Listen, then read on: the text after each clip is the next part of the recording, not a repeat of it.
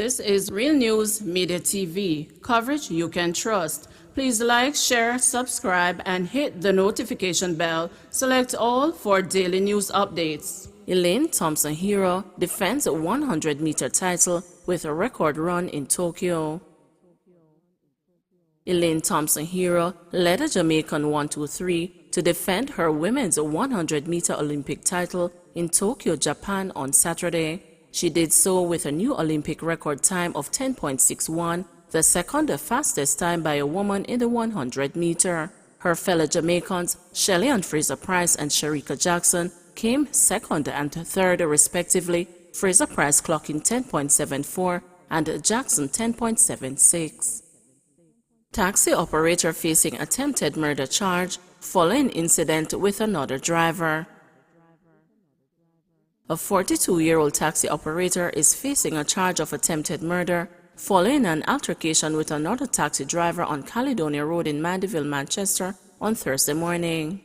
About 10 o'clock, the men were soliciting passengers in the vicinity of the Mandeville Regional Hospital when it's reported that an argument developed between the two over a passenger. One of the men went to his car and returned with a piece of board. He allegedly hit the taxi operator several times in the head and upper body, causing him to fall to the ground. He then drove over the taxi operator, resulting in him sustaining several broken bones and fractures. The injured man has been admitted to the hospital in serious condition.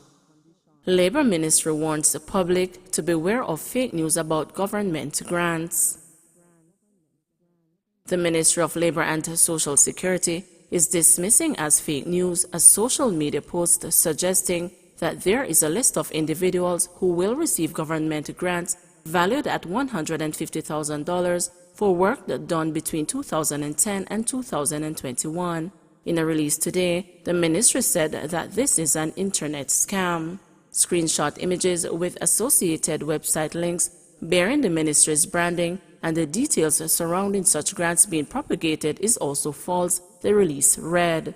The ministry is advising members of the public to ignore any such communication received electronically or otherwise and to desist from sharing it. The ministry is also encouraging persons to check and verify that any information about its services is authentic before taking any action.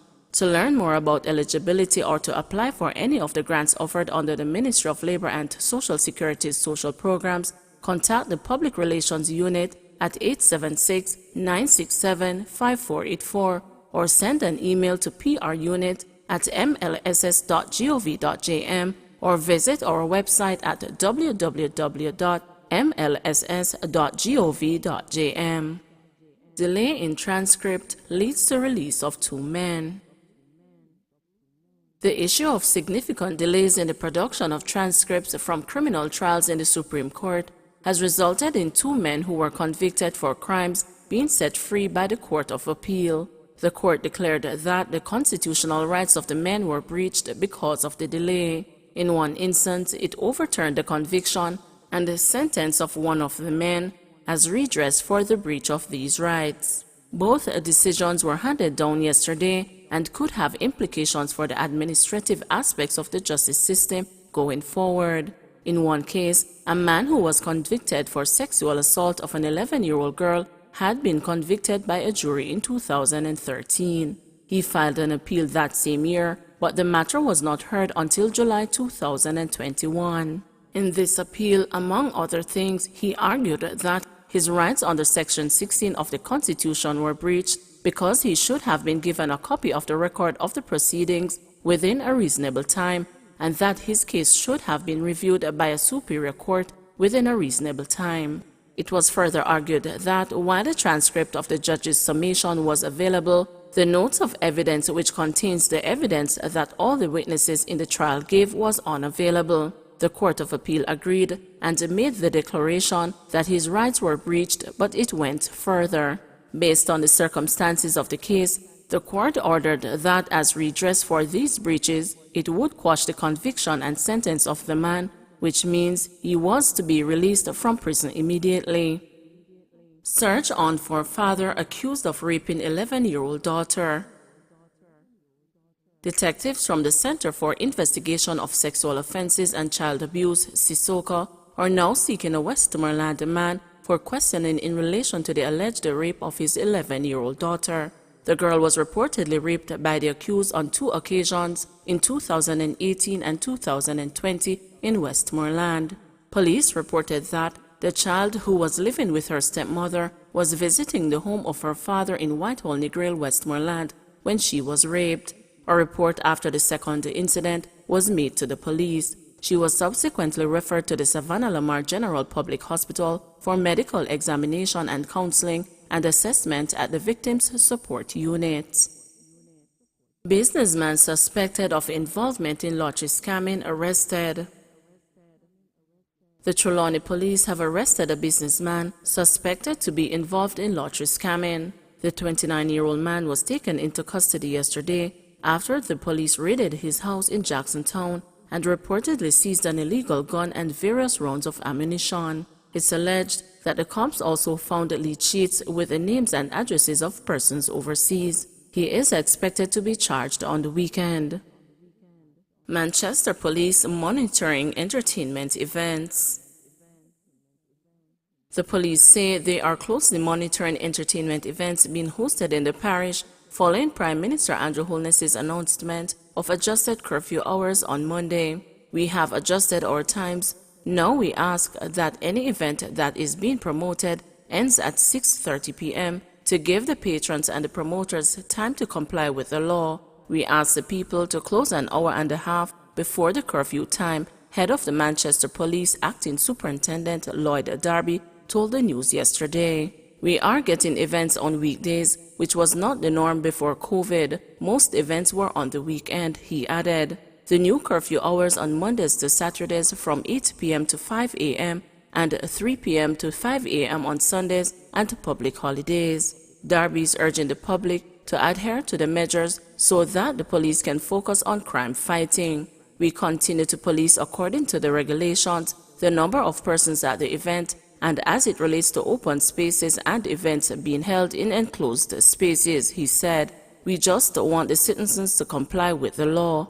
We continue to have crime and crime reduction as a priority, so we want the good citizens to comply with the law and don't let us have to spend too much time policing them when we want to keep them safe from crime.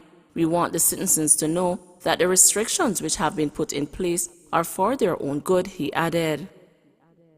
Bail hearing postponed for man accused of beating stepson to death.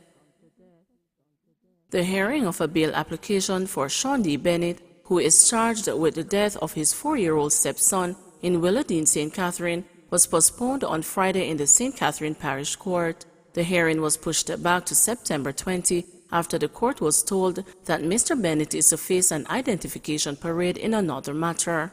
Mr. Bennett has been charged with cruelty to a child, child abuse, unlawful wounding, and assault occasioning actual bodily harm. It was reported that on July 18, the boy, who was identified as Nashawn Brown, was at home when he became ill and refused to eat. It's alleged that Mr. Bennett became angry and began beating him with a stick. Nashawn was pronounced dead at the Spanish Town Hospital. Fire Brigade sees worrying trend in bushfires. The Jamaica Fire Brigade says it has seen a worrying trend regarding bushfires since the start of the year. For the first 6 months of 2021, there were 2,901 bushfires, which the brigade says is a sign that the annual increase will continue. It is encouraging persons to practice alternatives to burning when clearing land and disposing of the bush generated. Public Relations Officer for the Jamaica Fire Brigade, Emilio Ebanks, says the island has seen an increase in bushfires annually since 2016, with 6,127 incidents recorded in 2020. Mr. Ebanks noted that during prolonged dry periods, the number of bushfires tends to increase. 211 new COVID-19 cases, 3 additional deaths. 3 more COVID-19 deaths have been recorded in Jamaica, increasing the tally to 1,190. The deceased are a 92-year-old woman from Westmoreland, a 56-year-old woman from Kingston and St. Andrew, and a 79-year-old man from Manchester. 2 more fatalities are under investigation, moving that figure to 106. Meanwhile, there were 211 new cases, with ages ranging from 4 months to 88 years, pushing the total to 52,895, with 4,365 being active.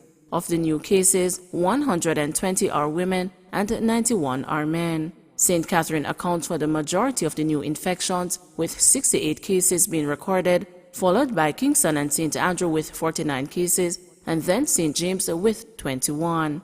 A total of 1,068 tests were conducted. The country's positivity rate stands at 24%. In the meantime, there were 13 more recoveries, increasing the total to 46,979. Some 157 persons are in hospital, with 29 being moderately ill and 26 critically ill. 2 persons are in government quarantine, while 49,226 are at home. Please remember to like, share, subscribe, and hit the notification bell. Select all for daily news updates.